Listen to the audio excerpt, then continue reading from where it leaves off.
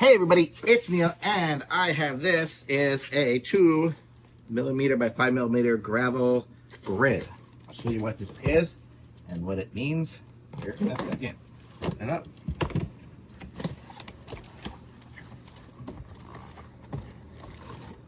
So this is it here, and so I guess the way it will work is we will open it up. Not with this knife, I don't think. It's not a sharp knife.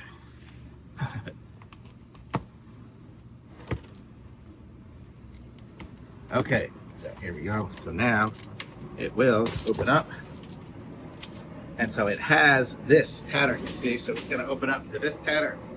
So the way it will work is you'll lay it down wherever you need the gravel put, and then you open this up so it'll expand to, you know, whatever its size it says, 2 meters, so it's like 6 feet by 5 meters, so, you know, 15 feet or whatever.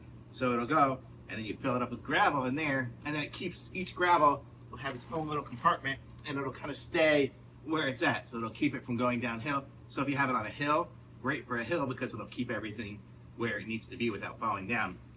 So what I would do is, if this is gonna be like a hill this way, I would kind of put some stakes in here to hold the top one up, and then as you fill it with the rocks, they'll all be going down the hill and you'll have it in place. So it's a really cool idea.